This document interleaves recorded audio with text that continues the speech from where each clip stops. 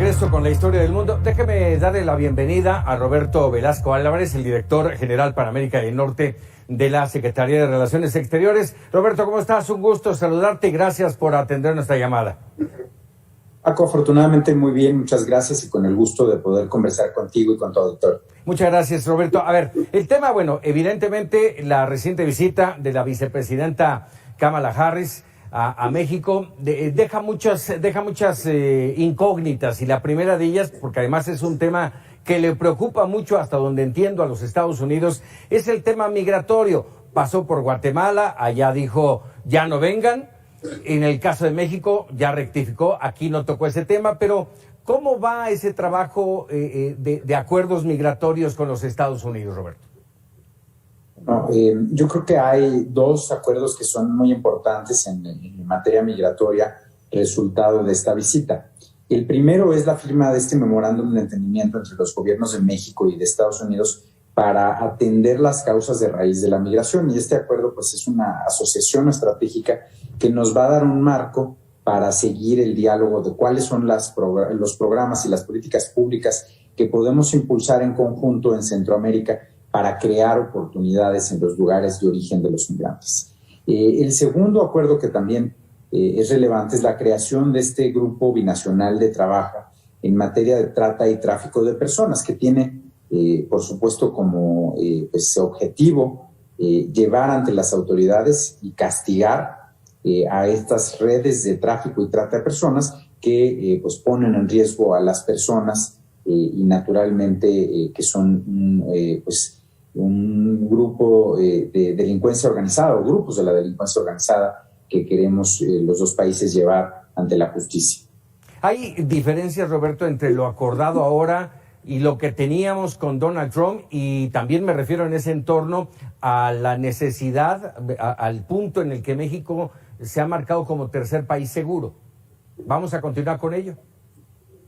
Hasta este momento no ha habido ninguna solicitud de esta administración de firmar un acuerdo de tercer país seguro, como si hubo esa solicitud de la administración anterior, que como sabes, bueno, fue además algo que rechazamos siempre como gobierno por las implicaciones que tenía para nuestro país. Uh-huh. Ahora, la principal diferencia que yo te diría que hay con esta administración es que hay una gran coincidencia entre los dos gobiernos en que tenemos que trabajar por la cooperación para el desarrollo, que tenemos que atender las causas de raíz de la migración. Ahora, de esto de la cooperación para el desarrollo, ahí se inscribiría esta insistencia por parte del gobierno y del presidente López Obrador de los programas de Sembrando Vidas en Guatemala, Honduras y El Salvador para aminorar la migración, pero aparentemente Estados Unidos no lo ha visto, no le interesa.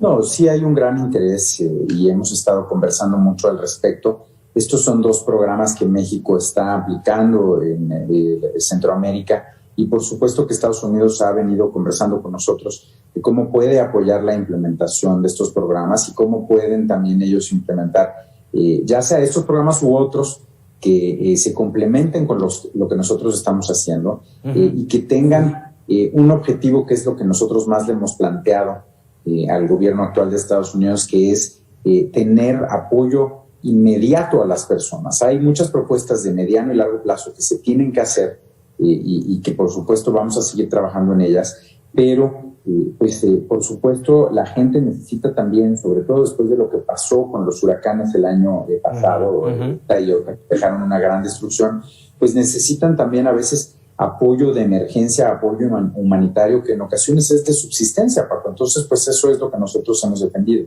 que haya lo que se conoce como transferencias directas, ¿no? Que la gente realmente vea el apoyo y que pueda utilizarlo para mejorar sus condiciones de vida en estos lugares. ¿De dónde vendría el financiamiento para ello? Bueno, el gobierno del presidente Biden está planeando solicitar al Congreso más o menos $1,000 millones anuales para cooperación para el desarrollo en Centroamérica, en Guatemala, Honduras y El Salvador. Y bueno, en el caso de México son recursos presupuestales también que venían de lo que era denominado el Fondo México. O sea, sí hay dinero de México puesto en esta déjame decirlo así, en esta apuesta migratoria. Sí, es correcto, y de hecho estos programas ya los estamos aplicando. La Agencia Mexicana de Cooperación Internacional para el Desarrollo está trabajando muy de cerca con El Salvador, con Honduras, y esperamos que próximamente con Guatemala para la implementación de estos programas. Estos países también aportan, porque bueno, finalmente es un problema de todos. Bueno, naturalmente que tiene que ser un esfuerzo conjunto, ¿no? Algo que es muy importante decir, pues los países podemos cooperar con Guatemala, Honduras y El Salvador, pero al final del día ellos tienen que tomar decisiones internas, ellos tienen que hacer también una serie de cosas y decirnos también hasta dónde podemos llegar con la cooperación. Entonces, claro que tiene que haber y hay recursos de ellos en ese sentido. ¿Se seguirá blindando la frontera sur?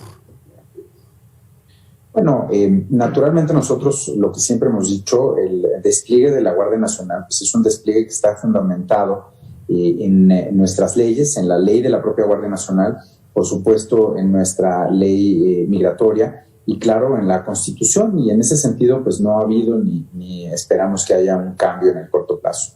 Y en el caso de la frontera norte, Roberto, a causa de la pandemia se cerró, lleva ya, déjame decirlo así, no tengo los datos ahorita, casi un año cerrada. ¿Para cuándo la apertura?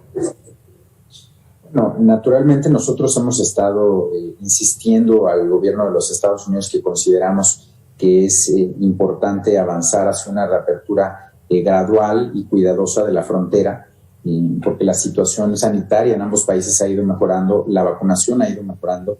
Es una conversación que todavía continúa, apenas lo hablamos con la vicepresidenta Harris en su visita a México, nos informó que derivado de la petición del presidente López Obrador, se formó un grupo de trabajo de la Casa Blanca que anunciaron el mismo día de la visita y con el cual nos vamos a estar reuniendo a partir de la próxima semana para definir cuándo y cómo se puede hacer esta reapertura. Y muy importante decirlo, también nosotros esperamos que la próxima semana estén aquí estas vacunas de Johnson & Johnson que el gobierno de Estados Unidos pues muy generosamente va a aportar a México en este gesto de cooperación para la atención de la pandemia de COVID-19 y que vamos a utilizar para hacer un programa de vacunación en la frontera norte de México. No tienen costo. Este apoyo de las vacunas Johnson & Johnson son sin costo para el país. Sí, son un proyecto de cooperación. México, pues también más adelante, conforme tengamos disponibilidad de vacunas, estaremos viendo también con Estados Unidos cómo podemos apoyar a otros países. Déjame ir a otro tema que también es muy relevante en la relación bilateral y es el que tiene que ver con el tráfico de drogas y de armas. Tengo entendido que va a venir de visita el secretario de Seguridad de los Estados Unidos. ¿Cómo hemos avanzado en estos temas? Mira, la visita del secretario de Seguridad Nacional, Alejandro Mayorkas, que será el próximo 15 de junio, se va a centrar fundamentalmente en migración y en lo que tiene que ver también con la reapertura de la frontera, esto que estábamos apenas hace un momento hablando, y la recuperación económica de ambos países. Sin embargo, sí estamos también trabajando en materia de cooperación para la seguridad. Pues tuvimos aquí hace unas semanas una delegación que encabezó Juan González, el director para el hemisferio occidental del Consejo de Seguridad Nacional de la Casa Blanca, y lo que acordamos con la vicepresidenta Harris es que en los próximos meses tendremos una reunión a nivel de gabinetes, a nivel ministerial, para pues ya definir cuál va a ser el nuevo mecanismo de cooperación entre los dos países que va a reemplazar la iniciativa Mérida. En el caso del tema laboral, que ha sido complicado en el entorno del Tratado de Libre Comercio, las nuevas disposiciones del gobierno mexicano, que ha generado incluso ya algunas demandas, concretamente mencioné el tema de Silao. ¿Cómo vamos en esa materia? ¿Hemos trabajado ya más pegado a los Estados Unidos? Sí, por supuesto, es un tema que también estamos conversando con el gobierno estadounidense. Hay una convicción de ambos gobiernos de que es importante, por supuesto, eventualmente esa democracia sindical se traduzca en mejores condiciones para los trabajadores en los tres países. Entonces hay cooperación, estamos hablando sobre los casos en lo particular. el gobierno de México siempre le va a apostar porque haya soluciones amistosas y naturalmente porque sean esas soluciones en beneficio de los trabajadores. Dos preguntas más rápidamente, Roberto. El tema energético, que viene haciendo ruido, ya hay también ahí demandas. ¿Qué vamos a hacer? Bueno, esto no ha sido en este momento un tema de la agenda bilateral con el gobierno de Estados Unidos. Estaremos muy atentos a cualquier planteamiento que hubiera de esa naturaleza. Sí está en la visión de platicarlo a la brevedad. Y te pregunto esto porque hasta este momento no se vislumbra un encuentro entre Joe Biden y el presidente López Obrador. Bueno, nosotros pensamos que puede ser, por supuesto, más adelante en el año. Todavía no tenemos una fecha, no está aún planteado, pero naturalmente que en algún momento podrán reunirse ambos presidentes.